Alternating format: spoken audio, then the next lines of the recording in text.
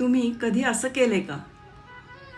एखादी गोष्ट मनाला लागली, डोळ्यात टचकन पाणी आलं, पण तुम्ही ते पटकन पुसून पुन्हा हसल्यासारखं दाखवलं. कारण वाटलं रडल्यानं काही होत नाही, स्ट्रॉंग राहायला हवं.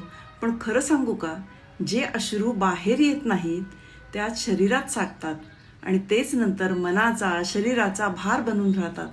सप्रेस्ड सॅडनेस म्हणजे तुमच्या बॉडीमधील इमोशनल कंजेशन, ती चेस्टमध्ये टाईटनेस, थ्रोट चोकिंग किंवा अनएक्सप्लेन्ड फटीग म्हणून दिसू लागतात. जेव्हा तुम्ही स्वतःला फील करू देत नाही, तेव्हा त्या भावना शरीरातील सेल्समध्ये साठून राहतात.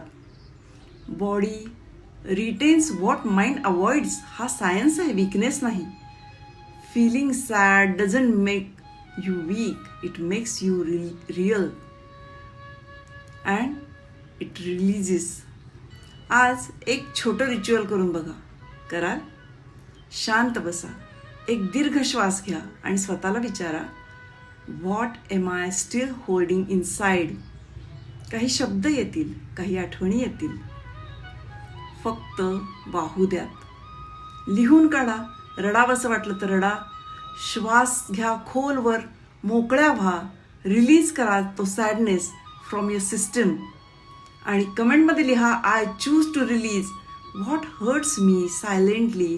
कारण पुढच्या रीलमध्ये आपण बोलणार आहोत, जेव्हा सॅडनेस व्यक्त होत नाही तेव्हा तो गिल्टमध्ये रूपांतरित होतो. आणि हा जो गिल्ट आहे, अनएक्सप्रेस्ड सप्रेस्ड गिल्ट, तो तुम्हाला आतून कसा पोखरत राहतो. So stay tuned.